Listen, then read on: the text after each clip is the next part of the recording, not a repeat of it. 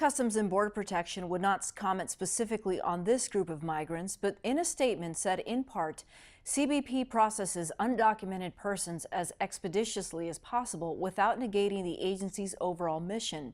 It goes on to say the number of inadmissible individuals CBP is able to process varies based upon a number of factors to include case complexity, resources, medical needs, translation requirements, and holding detention space. Regarding children, the Department of Homeland Security said in part it does not have a policy of separating families at the border for deterrence purposes. Among those arriving at the border to request asylum is a transgender immigrant. Nancy Montoya is tracking one woman's journey from Honduras, a country considered one of the most violent in the world by the United Nations, especially for women and the LGBT community. We pick up her story in Mexico. She sits in a woman's shelter right across the Arizona border in Nogales, Sonora. Nicole is in her early 20s, but she was born Dago Alberto Garcia, a male in Honduras. Nicole is transgender and tells us to be a woman or a transgender person in Honduras is to expect sexual assaults that often end in death.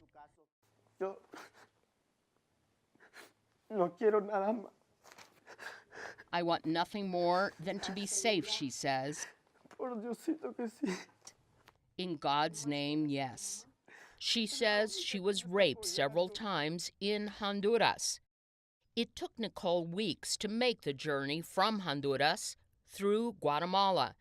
She traveled by train, bus, and foot through Mexico City, Culiacan, and finally Nogales, Sonora. Exhausted, out of money, and nearly out of hope, she made it to the women's shelter in Nogales, Sonora, where she was able to sleep and refuel for her ultimate goal of gaining asylum in the U.S. This will be her third attempt. The day we met her, she was ready to take those final steps out of Mexico and into what would await her on the U.S. side. Now, it's important to understand what women in Honduras and their transgender sisters are fighting for, and why so many of them, like Nicole, have fled their country, many with their children in tow. While in Honduras, I met Sueva Martinez, the head of the National Women's Coalition in Tegucigalpa. One day in 2017, she and other women activists protested at the presidential palace. During other protests, the women tell me, they were dragged off by the military and beaten. But today, there are international journalists watching. The women had a message for the rest of the world. From all of us, we are calling out to the international community so that the eyes of the world can be turned once again to Honduras. They are killing us here because we are women. It is the most dangerous place to be a woman. Today in Honduras, groups of women are taking to the streets to draw attention to what has become a cultural norm. But some, like Nicole, who are transgender or gay, live in hiding. 3 transgender women she knew in Honduras were raped and murdered. I don't want to go back, she says. I asked what would happen. She answered, I would not live to say. She is hoping the U.S. will grant her asylum.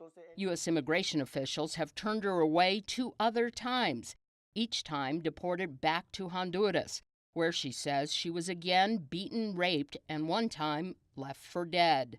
The Migration Policy Institute estimates that only around 5% of those who seek asylum will ever get to the point of even filling out an official application.